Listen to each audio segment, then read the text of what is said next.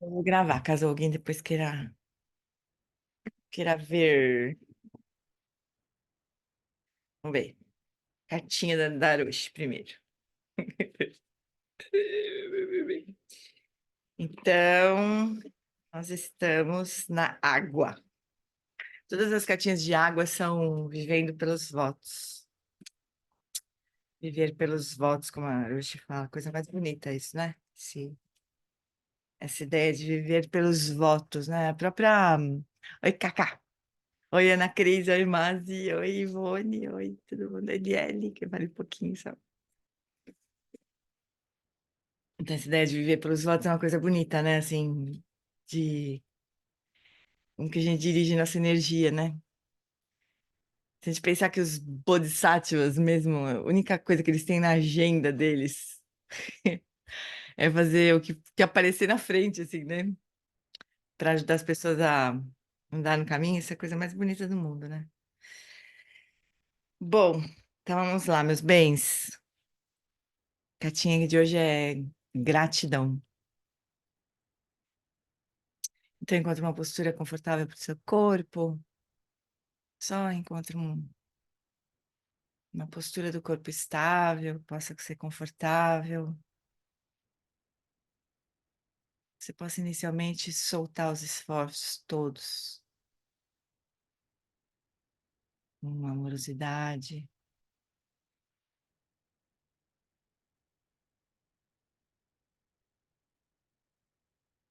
Então, alegre o seu coração com uma inspiração bem profunda, e com uma expiração bem relaxada. Alegre o coração com uma inspiração profunda e com uma expiração bem relaxada.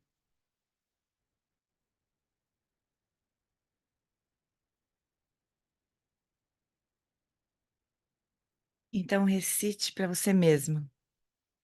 Então, eu leio uma vez cada voto, e cada um de nós pode dizer de novo para nós mesmos, assim, em silêncio, essas mesmas palavras. Que eu possa ser grata por esta vida.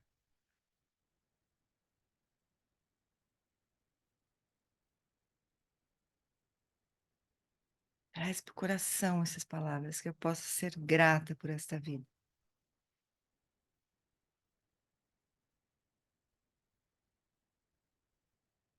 Eu possa ser grata por todos que estão na minha vida.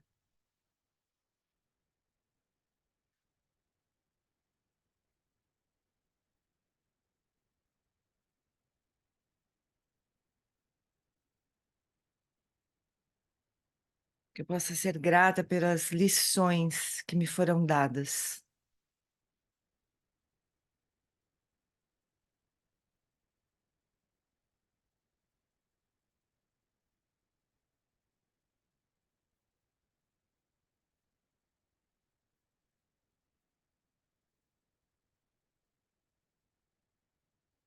Que eu possa ser grata por ter um coração para servir.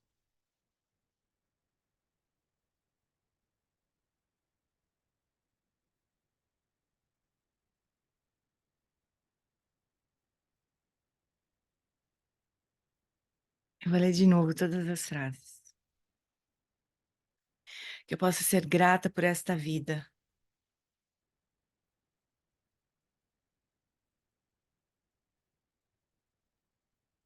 Que eu possa ser grata por todos que estão na minha vida.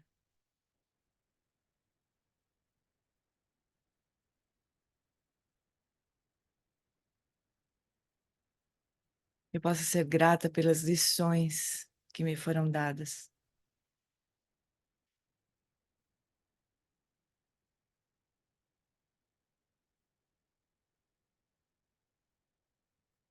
Eu possa ser grata por ter um coração para servir.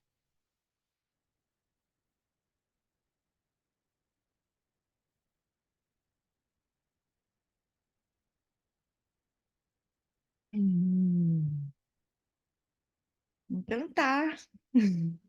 Eu sempre acho que essas Que essas meditações a gente tem que fazer também quando for terminar, sabe? Mas hoje, especialmente, a gente pode fazer no final a próxima cartinha, que é linda também. Oferecendo amor e compaixão.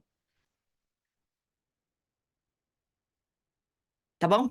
Vamos fazer duas hoje? É muito comovente, muito. Eu fiz bonito aqui para não chorar, como sempre, né? Não que seja uma grande novidade, mas. Ai, Carolzinha, acho que eu. Ah, não. Achando que eu tinha. Puta vida, não sei mais o que eu fiz aqui. É, acho que eu tava fazendo isso aqui. Tô me atrapalhando na ordem aqui, mas não tem problema, porque a Carol. A Carol fez um super trabalho de organização das cartinhas. Vou deixar aqui pra gente ler a última. A última não, a próxima, no fim do nosso encontro. Quer dizer que entrou bastante gente no fim, né? Só tava gente, pouquinhas pessoas. Achei que tava todo mundo já viajando, já cuidando da vida. Deixa eu, deixa eu renomear a Lud, porque eu fico nervosa com esse usuário do Zoom aí. Cadê ela?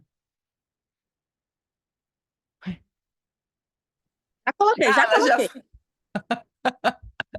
ela já renomeou. Hum. Então tá, meus bens. Vamos seguir nosso livro? Daí a gente vai tendo, né, temas para conversar, assim. Apesar que a gente nunca precisa de muito, né, muita ideia, porque a gente já tem as nossas próprias, mas vamos seguir a lama. Deixa eu achar aqui. Abrir. Ah, é legal esse capítulo. Acordos não ditos.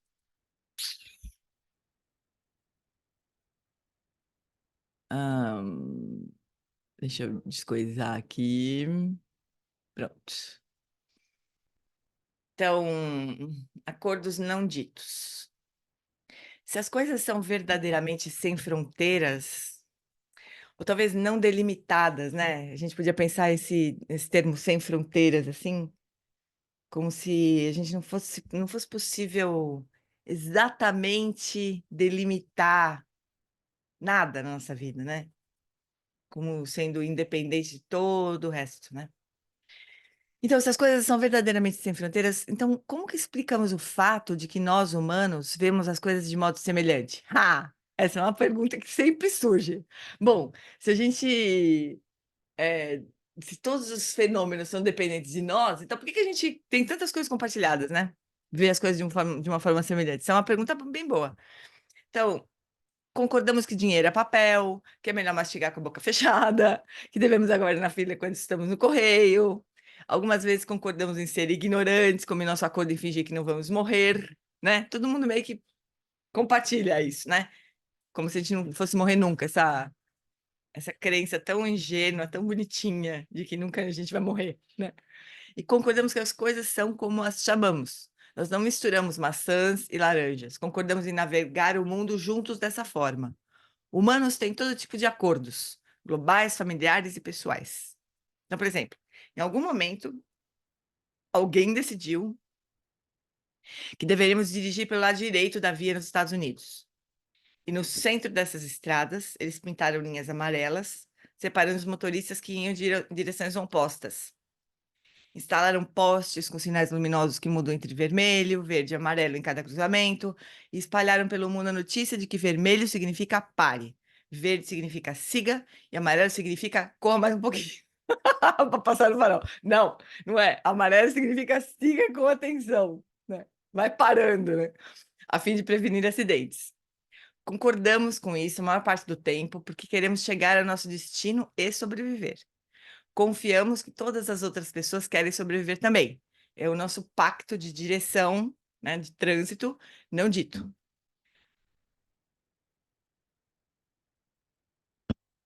Famílias também têm pactos. Enquanto crescemos, os valores particulares de nossas famílias modelam nossa ideia sobre como as coisas deveriam ser. Então, por exemplo, como um casamento deveria ser, ou o que uma pessoa bem-sucedida deveria fazer. Esses valores influenciam as nossas muitas escolhas na vida. como que religião seguir, ou em que diretrizes éticas devemos basear nossas ações. Tais diretrizes podem nos apoiar, mas algumas vezes podem não ser saudáveis. Algumas vezes temos de romper com esses acordos para poder crescer. Então, aqui, a Lama está trazendo exemplos que são bem benéficos, vamos pensar, né? Então, algum bodhisattva pensou que seria melhor colocar um farol ali, vermelho, verde e amarelo, para as pessoas não baterem, né? Dividir, definir quem que vai usar que mão. Então, isso é uma... eu tenho prestado atenção nisso, amores. Eu acho que eu tô meio tomada por uns ensinamentos que o Eric deu recentemente aí do Nondro, né? Tô meio tomada por eles, eu acho. Mas às vezes eu passo no metrô, esses dias eu estava andando no metrô, aí eu vi uma placa, não sei do que, acho que do Natal Sem Fome, ou acho que não era nem uma coisa tão óbvia assim, mas uma placa assim dizendo o que que era, hein, gente? Mas uma coisa assim avisando, talvez sobre a desidratação, alguma coisa assim, para as pessoas tomarem água. Aí comecei a olhar aquela placa e falei, não, isso aqui é uma ação de um Buda. Isso aqui é um Buda Nirmanakaya na forma de uma placa, sabe? Comecei a pirar. Mas realmente, se a gente olhar por aí, né? Tem isso mesmo, né? Muitas coisas foram estabelecidas para ajudar as pessoas, né? Ainda que tenha muitos outros interesses no meio e tudo mais, mas também é verdade, né? Que tem muitas coisas espalhadas que a gente acha muito comum, mas que ajudam as pessoas. Alguém parou e pensou como é que a gente pode fazer para não causar mais acidente, para, né, ou para as pessoas poderem saber o que elas devem fazer para se proteger, sei lá, alguém parou e pensou nisso. Isso é uma atividade, uma ação de compaixão, né? Mas, eu não sei se, eu não lembro mais o que está para frente nesse capítulo aqui, mas aqui tem uma coisa muito importante, que são os vieses cognitivos, né? Aquelas coisas que a gente acredita, que a gente internalizou e que a gente nem percebe mais, na forma de todos os pré-conceitos, né? Sem nenhuma coisa moral ainda, mas também, mas sim, com certeza, né? Mas todas as nossas ideias pré-concebidas, que a gente nem vê mais que é pré-concebida, né? A gente acha que é daquele jeito lá. E todo mundo concorda, essa que é a desgraça, né? Muita gente. É uma coisa meio, um acordo meio tácito mesmo, né? Então, esse tema aqui é assim, daria para a gente conversar a vida inteira, né, sobre isso. Quanto que a gente internalizou ao longo da nossa vida, aprendeu.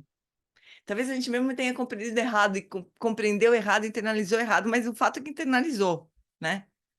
E outras coisas não, outras coisas são realmente compartilhadas, né? Mas isso numa camada mais externa. Agora, numa camada mais interna, a gente fala assim, por que que a gente pode pensar assim, ah, que eu achei que a lama ia, que talvez ela ainda fale, tá? Mas eu vou já lembrar aqui. Às vezes a gente pensa assim, bom, o que está acontecendo em Gaza, por exemplo, é kármico aquilo, com certeza, né? Com certeza tem uma questão kármica ali entre Israel, Gaza, entre Ucrânia, União Soviética, ou então quando um avião, uma coisa menos polêmica, quando cai um avião, todo mundo morre ali que estava dentro do avião, né? A gente pensa assim, bom, isso aqui, a gente aprende, quando a gente aprende sobre karma, a gente aprende que o karma nunca bate na sua porta por engano. Se ele bateu na sua porta, é porque era para você, né? Se ele te ligou, era com você que ele queria falar, né? Não tem engano, né? Aí a gente pode pensar, mas peraí, todo mundo naquele avião morreu, né? Todo mundo tinha o mesmo karma? Todo mundo tinha o mesmo karma, de algum jeito, da vida terminar repentinamente, todo mundo tinha esse karma, né? Então é isso, a gente tem também karmas que são compartilhados, né? Então isso pode. E outra coisa, assim, por exemplo, ainda um passo ainda para trás, né?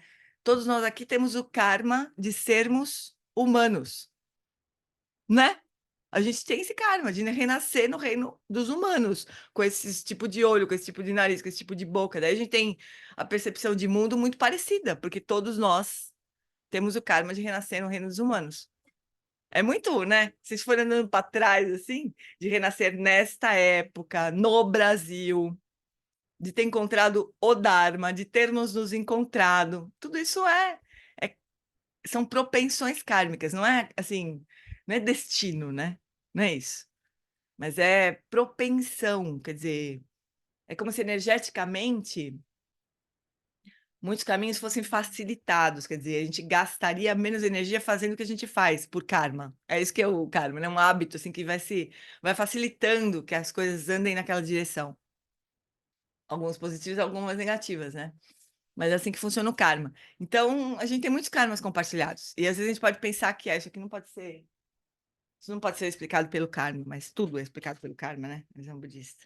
O que vocês acham? Tem muito acordo não dito e não visto, né? Que a gente faz às vezes com a gente mesmo. Como é difícil. Mas, É, às vezes Desculpa, quem tá falando? é, Oi, Lodi, fala, meu bem. não é que eu tava pensando aqui, é curioso, né, que eu estava dando aula outro dia e falando sobre a morte e tal, não sei o quê, e aí todos os alunos daquele grupo, assim, com rara exceção, tinham, sei lá, tinham uns 7, uns 2 só que não tinham a mesma história, mas todos ali tinham a mesma história de terem perdido ou o pai, ou o irmão, ou o avô, alguma coisa assim, numa morte trágica, Uhum, sabe? Eu achei aquilo tão curioso, e aí uhum, ouvindo você falar sobre isso agora, eu falei: "Engraçado, né, como às vezes junta aquele karma, uhum, né, pessoas estavam ali juntas para escutar aquilo que eu precisava falar naquele momento, para aquele grupo". é, Eu achei isso fantástico. é. As conexões são muito interessantes, né? É, não são, não é, a visão do karma no budismo não é uma visão de destino, assim, não é tão simples assim, né? Não é tão simples assim. Mas a gente também nunca consegue entender completamente, né? Mas se a gente pelo menos tiver na nossa, tiver uma compreensão de que as, ra- as, ca- existe sempre uma causalidade operando, ainda que a gente não enxergue direito qual é, porque a gente não consegue rastrear, sabe? Assim, aconteceu isso, porque aquilo, porque aquilo. A gente não consegue fazer isso, porque são tantas variáveis ali operando ao mesmo tempo, né? Mas uma coisa é certa, uma coisa é certa. Ações positivas têm resultados positivos, ações negativas têm resultados negativos. Isso aqui é certo. Agora, onde que aquilo vai, como é que aquilo vai se combinar para produzir um determinado resultado, isso a gente nunca consegue rastrear, né? Mas é uma coisa boa. Deixa eu ver, a Lili falou de um podcast que a Carol compartilhou. Ah, qual podcast? A pergunta, né? Que a Carol compartilhou, porque a Carol é a podcaster ela é como é que fala? A curadora dos podcasts nossos, né? Das amigas todas dela, né?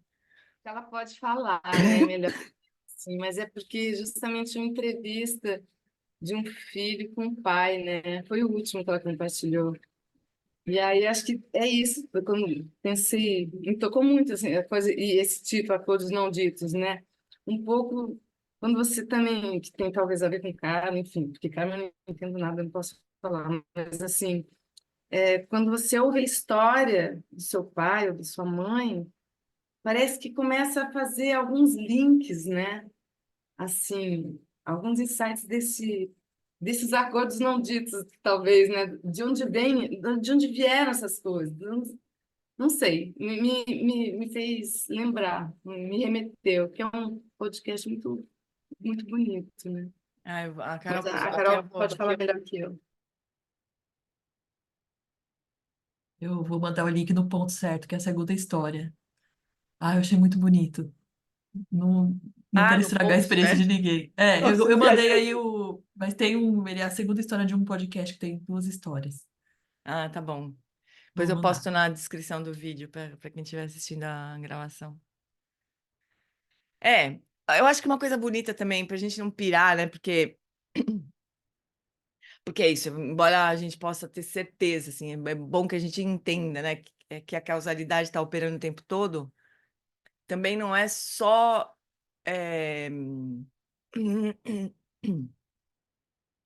Não, peraí, deixa eu reformular. Embora a gente possa internalizar essa ideia, né? Ou ter mais presente essa ideia de que a causalidade está operando o tempo todo, A gente pode também, quando a gente observa, né, o que vocês estavam falando, que a Lud está falando, de várias pessoas se reunirem ali com uma mesma história, a gente também pode começar a olhar para o outro com menos estranheza, assim, né?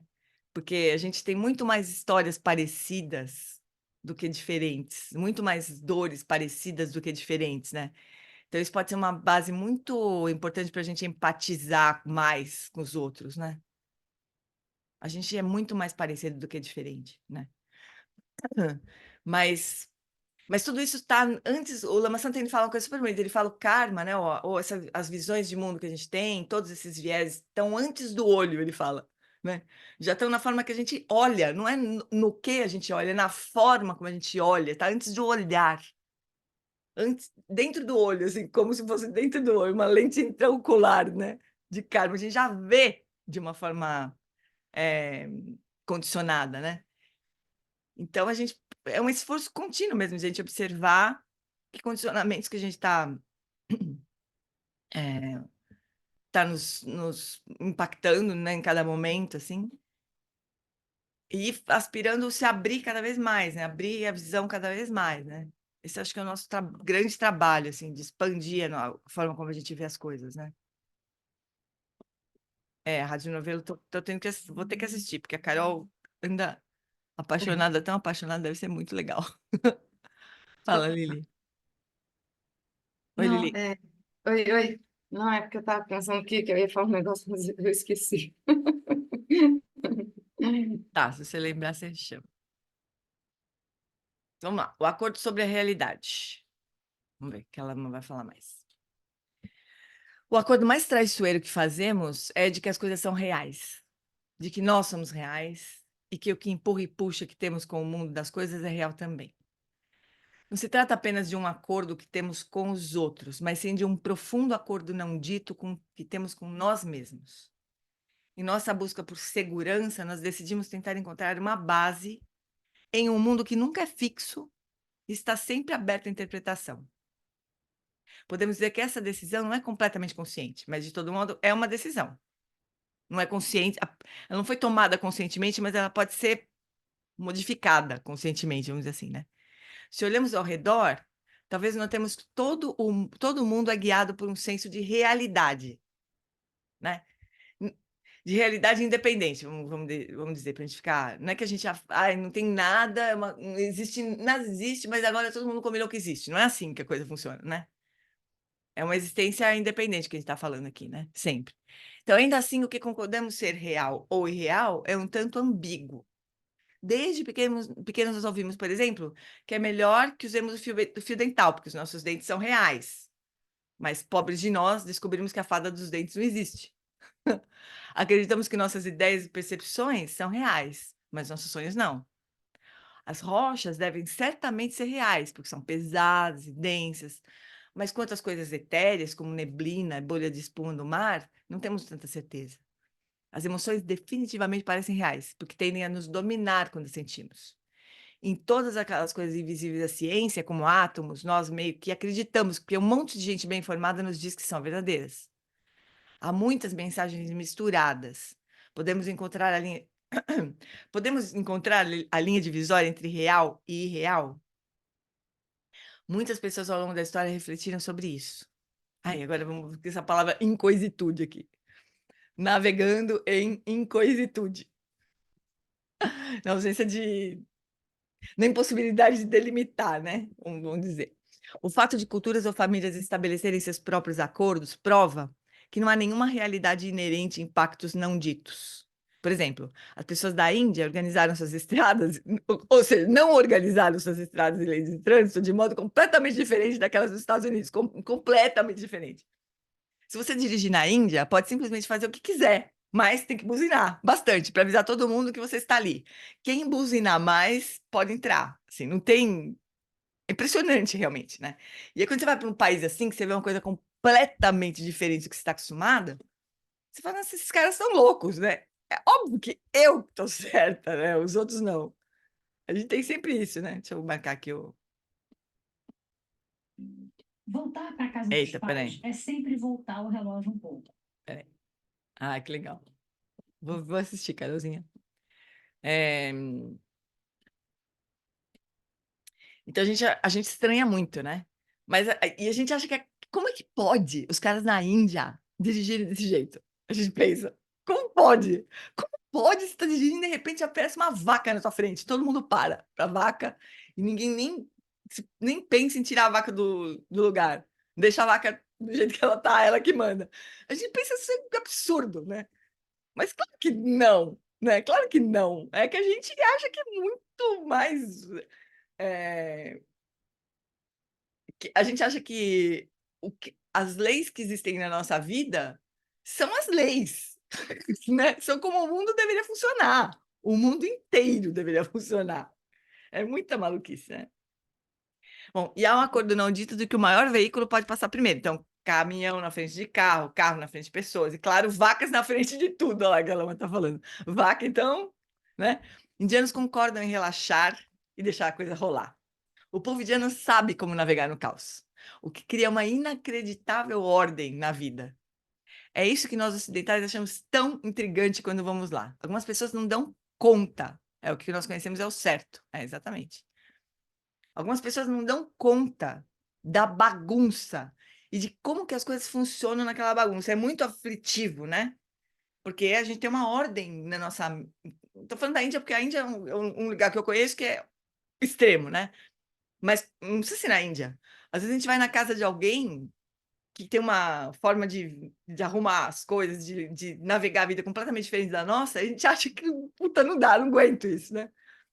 Então a gente tem isso. Vemos ao nosso redor uma variedade ilimitada de acordos que sugerem que eles são todos bastante arbitrários. De fato, o mundo que nós objetificamos, nós achamos que é daquele jeito, existe apenas com base em acordos. Não há um jeito único, né? Um único jeito, não há um jeito único. Não há um só jeito de ser, nem um sistema de trânsito inerentemente correto, nem um modo fixo de viver a vida. E, ao mesmo tempo, para que possamos viver juntos, precisamos de consenso. Tem algumas coisas que não dá para negociar, tipo, vacina todo mundo tem que tomar, né? Tem coisas que não dá para negociar. Todo mundo depende, o bem-estar de todo mundo depende muito daquilo. Isso não dá para negociar. Ninguém pode sair na rua dando tiro nos outros. Então tem coisa que não tem negociação, né? Mas não deveria ter, né? Mas que, por exemplo, quando você está numa guerra, aquilo é mais ou menos permitido, né? É a coisa mais... Vamos combinar, pessoal, esse negócio de guerra é muito maluco, né? Como é que essa lógica do que pode e do que não pode ser feito numa guerra, né? É uma coisa muito maluca, muito maluca. Mas, de alguma forma, pelo menos a maioria das pessoas, na maioria não, pelo menos algumas pessoas concordam com aquilo, né? Com o que você pode fazer numa guerra e o que você não pode. Não deveria poder fazer nada numa guerra, né? Mas não sei por quê. Tem uma hora que se combina, mano, agora nós estamos em guerra, então agora tudo muda, a lógica toda muda. Isso que não podia, você não podia matar as pessoas, mas agora você pode, né? Em nome da guerra. Sei lá, alguém. E a pessoa não vai presa, né? A pessoa não vai presa. Manda matar milhões de pessoas e não vai presa. Coisa mais doida do mundo. Não é maluco pensar isso? Mas a gente naturaliza, né? Daqui a pouco a gente sei lá, não dá para dizer que acha normal, mas em algum sentido aquilo é mais ou menos aceitável, vamos dizer assim, né? E não deveria ser nesse caso, né? Mas é. Mas só para a gente ver como as coisas são fluidas, assim, né? É muito louco. É muito louco, realmente. Bom, não acredite em tudo que você pensa. Temos momentos difíceis ao imergir nossas mentes na ausência de fronteiras.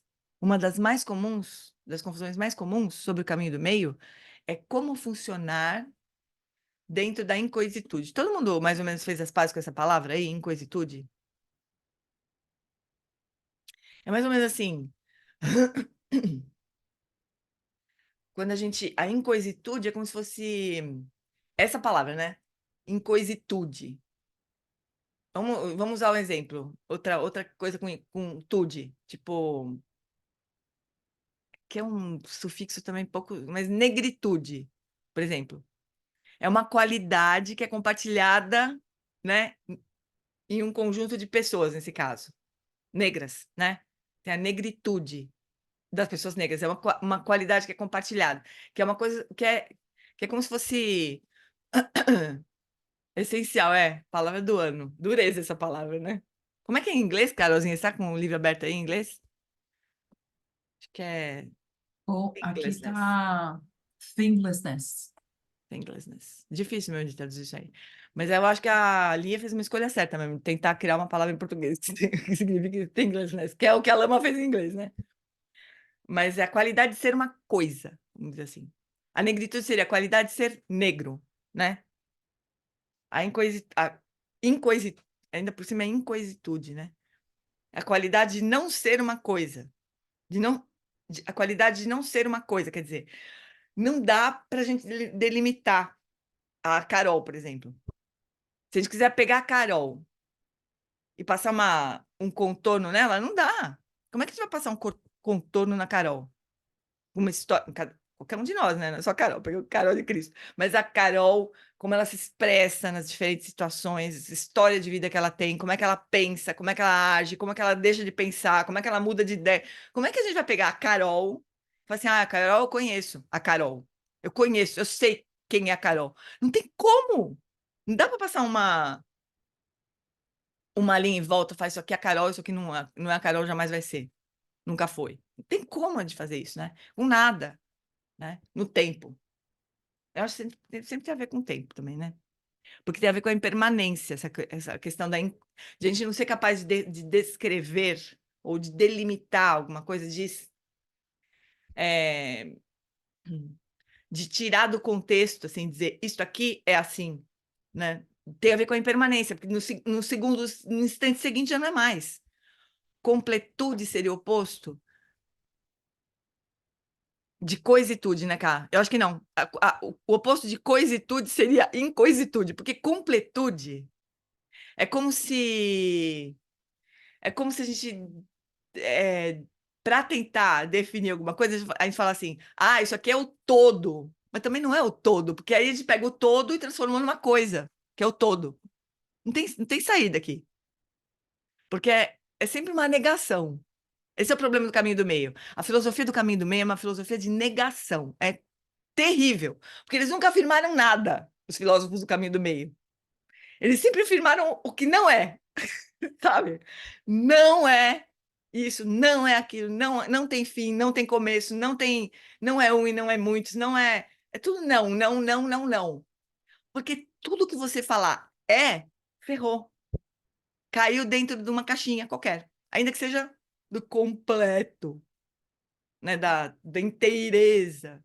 É dureza. Por isso que é difícil de navegar nessa filosofia do caminho do meio, assim. É você conviver com muitas coisas que não são isso, não são aquilo, são aquilo outro, né? E você vai tentando jogar, né? Nesse meio que não é. Então, Hoje oi, eu Ludi. colo... eu coloquei aqui por curiosidade aqui no Google antônimo de coisa. In- Aí aparece em colossal, não, tô falando como antônimo, né? E humano. olha só, Olha que que interessante. interessante. Tipo de coisa, porque você está falando de É. incoitude, né? Eu Ah, falei, bom, será que é a coisa, então? Qual é o antônimo dessa coisa, né? A negativa disso. Aí veio como colossal, ou seja, uma coisa completo, grande, né? Mais ou menos isso que a completa, Kézia está falando, né? e o segundo antônimo foi humano. Estranho, né? É. Mas são interessantes, né? Porque são formas de a gente. Tem uma coisa assim também, eu acho, que é interessante também de a gente pensar. A gente fica nessa angústia de não conseguir definir direito, né? O que que é coisitude, o que que é incoisitude. Mas talvez a gente não consiga nunca, né? Pegar e definir exatamente. Mas a gente vai apontando direções. Então, por exemplo, nesse caso aí do humano, que a Lud achou no dicionário, é porque tem uma coisa assim, né? Entre objetos inanimados e objetos animados, tipo nós, né? Então, acho que é nesse sentido, assim, né? Mas a gente pode Sim. transformar pessoas em coisas também, né? É, Então, pode ficar na- tomar o filme como se a fosse gente foto. usa, a gente usa muito eu, na psicanálise, né? A Uhum, coisa como objeto e o ser humano como sujeito. uhum. E aí, quando a gente transforma o outro como um uso, a gente transforma o outro em objeto, em É, uma coisa. uma Então, o ser coisa. humano ele também assume o lugar da coisa. Uhum. Porque ele Mas é é interessante usado, ter né? no dicionário, né, o objeto como É, por isso. antônimo do sujeito, né, que é o ser É, humano. é, é. Então, não funciona muito, não é uma definição que funciona em todos os casos, né? Mas eu acho que tem mais a ver com isso mesmo, que nem a Carol tá falando, coisificar você tomar o filme como se fosse foto, né? Você pega uma coisa e congela no tempo, só que isso não existe. Não acontece nunca, o tempo nunca vai parar, né? Mas a gente se relaciona com as coisas desse jeito, com a vida desse jeito, né? Não é, é porque não dá para lidar. Imagina se você chegar para uma criança e começar a ensinar a filosofia do caminho do meio para uma criança. Não dá, a criança precisa. E a gente precisa de uma certa estabilidade para poder operar com um pouco mais de calma, né? Só que tem uma hora que a gente, né, o ponto que a gente está agora, que a gente precisa começar a abrir mão dessa noção meio que inocente, assim, né? Infantil, de querer estabilizar uma coisa que não é estabilizável nunca, porque está em constante transformação. Simples assim, né? Algumas mais óbvias, outras menos, mas tudo em transformação. Então não tem como. E objetificar ou coisificar seria isso, né? Tentar dar um status de real, de permanente, de estável, coisas que não são, né? Não tem como a gente fazer isso. Essa é a treta, a nossa treta mor com a coisificação. Deixa eu ver o que que a Carol. Deixa eu ver. Ué, ah, a Blavatsky afirmar que é o absoluto quando se refere ao uno. Então, mas no budismo não tem o uno também. Não tem uno. Que o uno seria outro oposto. É assim, ó. Essa visão da visão do caminho do meio é que é uma. A natureza última das coisas, quer dizer, o que as nossas experiências realmente são livres dos extremos, do um e do muitos. A gente fala, puta, como assim? É porque não é um, não é uma natureza só, porque ela se expressa de infinitas maneiras, mas também não são muitas, né? Porque ela tem algo que une. Então é super complicado. E a gente quer ficar definindo. Não, peraí, como assim? Não é um e não é muitos? Como assim? Que porra é essa? A gente quer saber, né? Como assim não é um nem muitos? Como é que não nasceu e não morreu? Como é que... a gente quer entender o que é isso, afinal de contas, né? E o caminho do meio não é o meio do caminho. Lembra disso? A filosofia do caminho do meio é o que leva a nossa percepção para além dos extremos, além do que é conceitual, do que pode ser definido. Isso é o caminho do meio, né? Putz, me dá até um negócio agora. Ficar tentando, né, definir o que é o caminho. É super complexo, mas é tudo que a gente tentar apontar, a gente vai estar indo para um lado dos extremos, assim, né? E o caminho do meio está além dos extremos, não é no meio do caminho, mas é além dos extremos. A vida não é útil, né? Tudo está em movimento, exatamente. Eternalismo e niilismo, exatamente. Os extremos todos. Eternalismo, ou seja, as coisas existem para sempre. E niilismo, não, nada existe. Já que não existe para sempre, então não existe. Claro que não, né? Mas é isso. É bem. As pessoas passam anos estudando essa filosofia, né? Para poder enxergar as coisas desse jeito, não é só para entender. Isso é super importante, gente. Os monges, os eruditos budistas, que estudam as filosofias todas, né, especialmente a do caminho do meio, que é a mais sofisticada dentro das escolas filosóficas budistas, o ponto não é eles entenderem, né, as coisas, o ponto é como é que eles vão, como é que essas pessoas que realizam essa filosofia, como é que elas veem o mundo? Imagina, como é que seria ver o mundo? Não é assim, ai, minha xícara quebrou, putz, claro que quebrou, era impermanente, não é assim.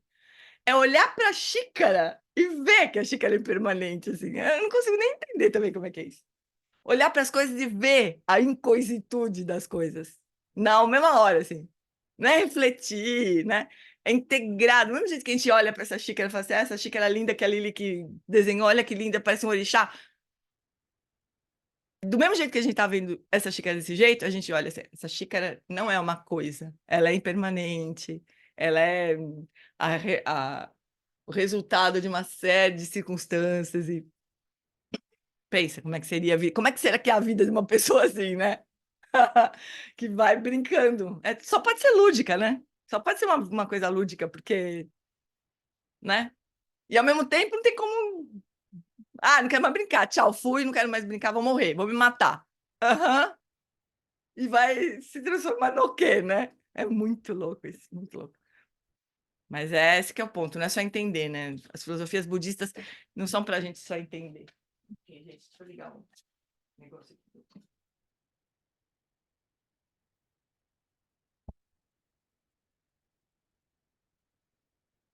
Esse meu jeito italiano de ser, eu me derreto de calor em pouco tempo. Então, vamos lá. Então, indianos concordam em relaxar e deixar a coisa rolar. Não, tá aqui, né? Não acredite em tudo que você pensa. Então, temos momentos difíceis ao imergir nossas mentes na ausência de fronteiras. Uma das mais comuns confusões sobre o caminho do meio é como funcionar dentro da incoisitude, sem definir as coisas, sem estabelecer as coisas. Se nada tem fronteira, o que que impede que tudo simplesmente se dissolva dentro do espaço sem fronteiras? Se a mesa não é real, onde é que eu coloco minha xícara que também não é real? Né? Então, na verdade, a pergunta sobre a realidade das coisas não pode ser respondida por meio da especulação intelectual. É uma pergunta simples e só pode ser respondida a partir da experiência direta. Nós podemos ver, se dedicarmos realmente um tempo para isso, que as coisas mudam e se movem e não podemos segurá-las. Ainda assim, damos um jeito de pagar a conta de telefone, ganhar a vida de algum modo e falar um idioma que comunica o que estamos pensando. Parece não haver conflito real entre fazer acordos e conhecer a natureza sem fronteiras das coisas. Realmente não existe. Quando falo sobre a ausência de fronteiras, não estou colocando o valor do mundo dos acordos em xeque. Nem estou questionando a importância das nossas ações. O que estou sugerindo é que questionemos a realidade das coisas em si. Precisamos conceder realidade objetiva às coisas para que elas possam funcionar? Na porta da sua cabine de retiro, o Rinpoche colocou um grande adesivo amarelo e preto no qual se lê: não acredite em tudo o que você pensa. Apenas para relembrar qualquer um que entre, que não deve dar ao mundo das coisas o valor que ele parece ter.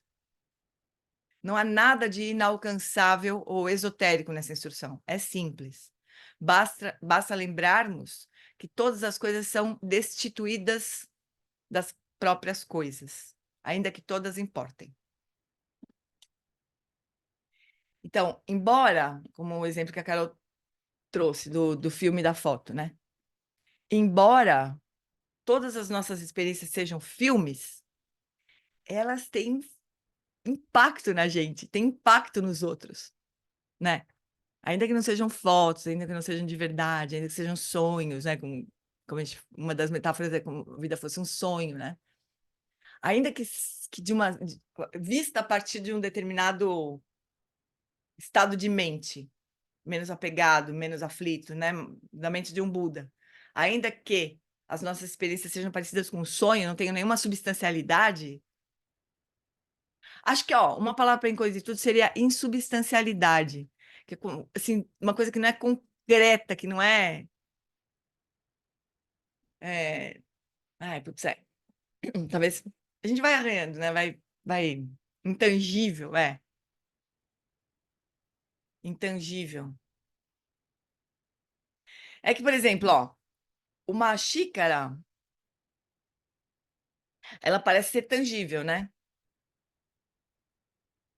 Mas ainda assim, infelizmente, um dia ela vai quebrar, Lili. Eu aprendi isso recentemente, porque eu tinha uma outra xícara antes de ganhar essa tua, que eu adorava, que era de um amigo.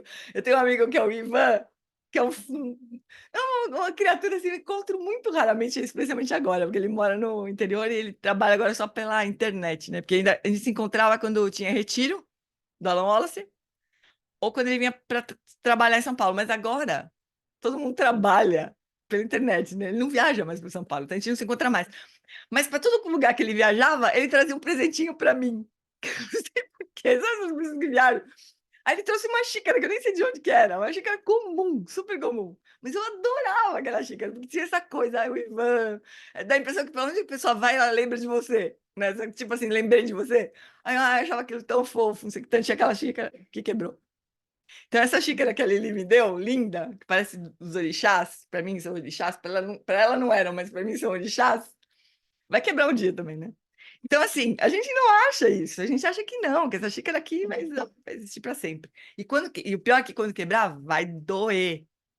Eu vou sofrer quando essa xícara quebrar. Então, a gente não integra essa visão, né, da incoisitude, assim. E também, sei lá, eu sei que quem pintou essa xícara foi a Lili, né? Putz, e que a Lili é uma artista que, sei lá, que brinca com as cores e com as formas. Mas, sei lá, qualquer pessoa que pegar essa xícara pode olhar e falar, nossa, que bonita. Mas para mim a xícara é uma outra coisa, que não está na xícara, né? Não está na xícara. Onde que está isso? Né? Então não dá para delimitar e falar para todo mundo, porque uma outra coisa da coisitude. Se existisse essa coisitude, quer dizer, se as coisas fossem alguma coisa em si, todo mundo ia olhar para essa xícara do mesmo jeito que eu olho, não é? Ah, pode comprar da Lili. É a Lili que pinta. Nem sei se ela pinta as xícaras. É de linha, Lili? Como é que é? Nada de linha, né? Eu não faço, não. Não, né? Não faço, não. Pois é, tá vendo? Ah, é uma xícara linda e tudo, ela é exclusiva. Então, é, ainda tem mais essa, ainda por cima é exclusiva. Quer dizer, quando quebrar, ferrou mesmo, literalmente, né? Ferrou mesmo. Mas a gente não enxerga todo mundo do mesmo jeito, nada. Então, o que a gente enxerga não está na coisa, está tá na relação, está na nossa experiência das coisas, né? Não está na coisa. Então, isso que é incoisitude. Isso que é vacuidade, porque é outra palavra para vacuidade, que a Lama não quis usar, né? Mas é outra palavra para vacuidade, quer dizer, a experiência que a gente tem de todo do mundo não está no mundo. E não está dentro de nós também. Porque cadê, né?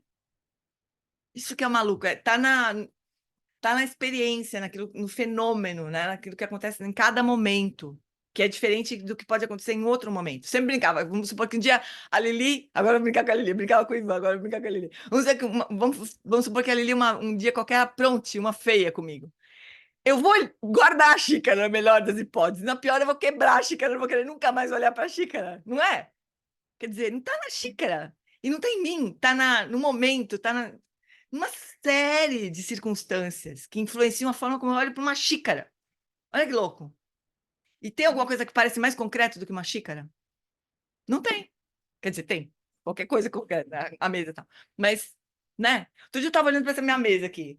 Essa mesa eu comprei, sei lá, 40 anos atrás. Ela já foi para o Rio de Janeiro comigo, já voltou do Rio de Janeiro comigo. Estava olhando, puta, essa mesa parceira, né? Daí mais tempo.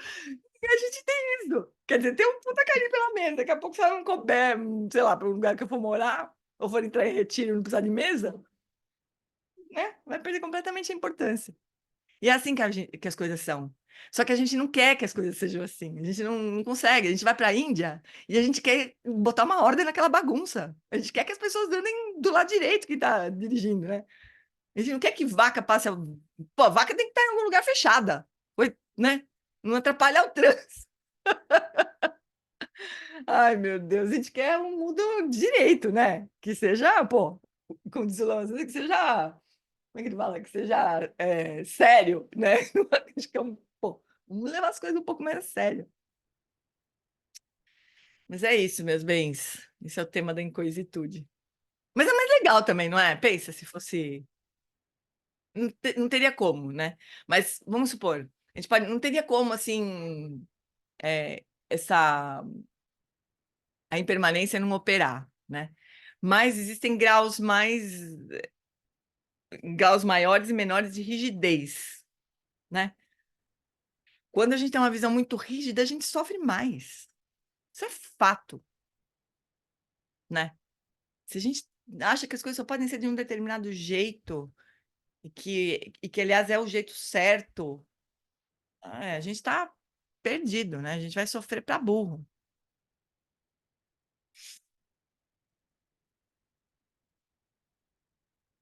Então é isso, né? Vamos ver o próximo, vamos ver o capítulo do ano que vem. O capítulo do ano que vem é a cultura da verdade. Mas a gente deixa para pro ano que vem isso aqui.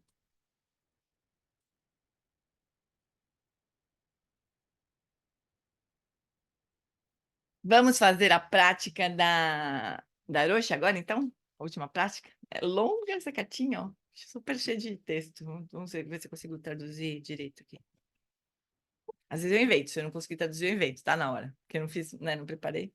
Aí eu, sei lá, se tiver uma palavra que eu não sei aqui, eu acho alguma que funcione. Já que não é, né? Uma coisa. Tá aberta a possibilidades. Mas ainda assim a gente pode pensar assim, mas espera aí, né? O que que é... Como é que a gente faz para isso não se transformar num vale tudo, já que nada é de verdade, né? Já que nada é uma coisa só, né? Aí vem entre a noção da ética budista mesmo, né? De não causar mal para os outros, de trazer benefício. É isso que norteia, né? No entre? Que é isso só? Como assim no entre? No entre. Você está falando espanhol comigo? Solange. Não, isso foi já papo antigo já. Você Ah, já passou.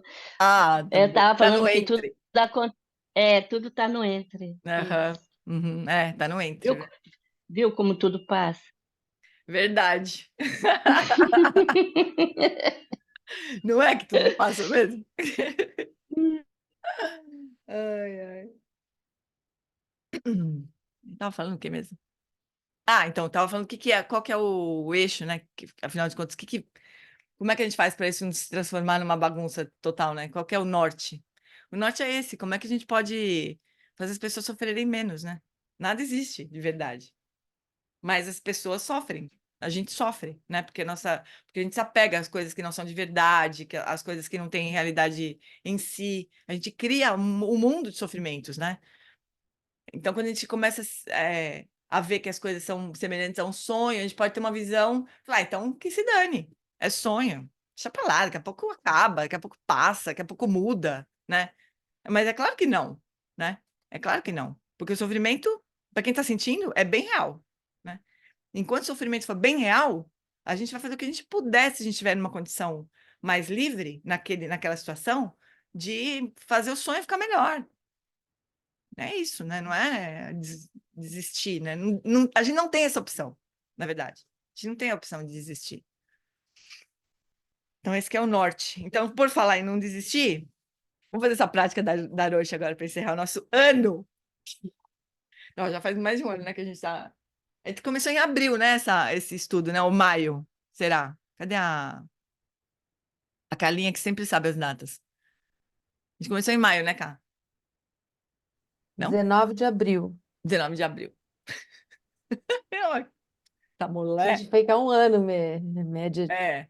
um Capaz de ano ter em um cada ano livro. mesmo, esse livro. Acho que vai dar um ano, Hum. né? O,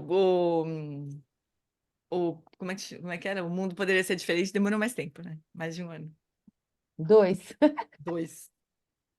É que era mais denso, né? O livro da Lama flui mais fácil, assim, né? Uma linguagem mais fluida, assim, né? Então tá bom, meus bens. Vamos então, de novo, encontrar uma postura de corpo confortável.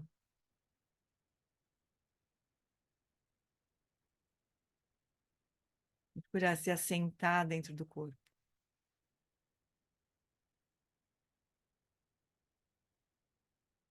Na inspiração, traz a sua presença.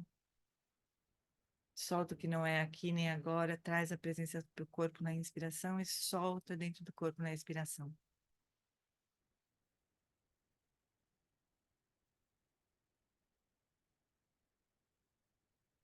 E assim vai acomodando seu corpo, seu coração, sua mente.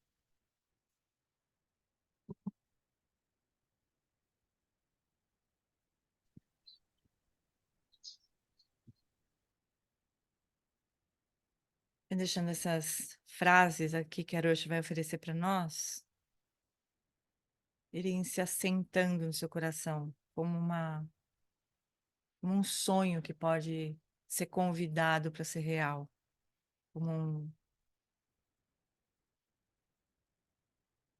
um desejo do coração.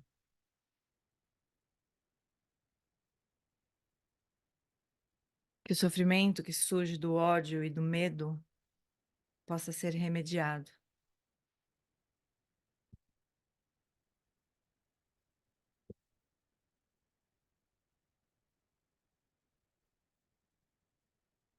E aqueles que estão nas garras da insegurança possam se sentir livres na segurança da compreensão.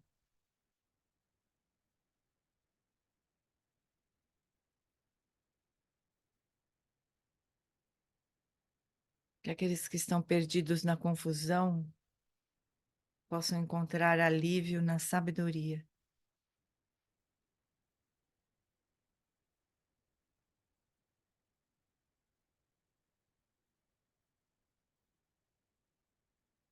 Que as feridas do nosso planeta Terra possam ser curadas por meio da nossa ação correta.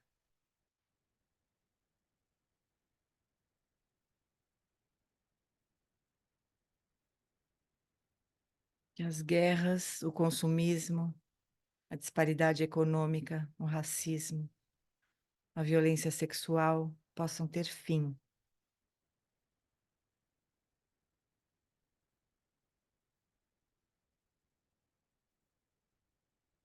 Que aqueles que estão em campos de refugiados e prisões possam encontrar seu caminho para casa.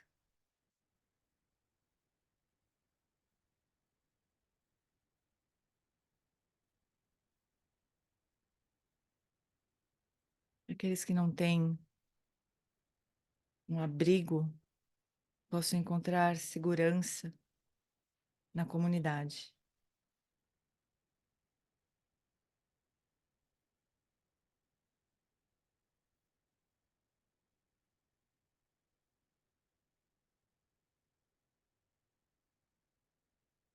Que aqueles que sofrem com o luto e com as doenças possam encontrar paz.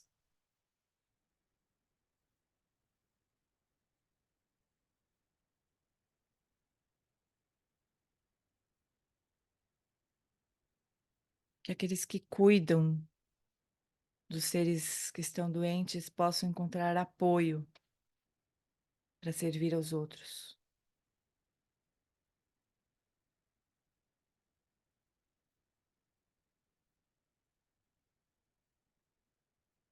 Que aqueles que morreram possam ser liberados da confusão.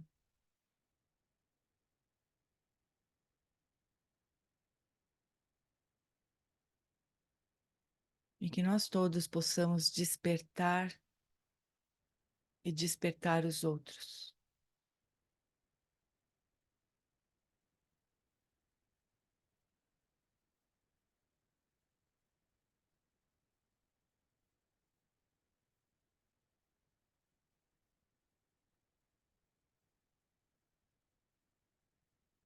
E que a gente possa se encontrar o ano que vem, e no outro ano, e no outro ano, que a gente nunca se separe.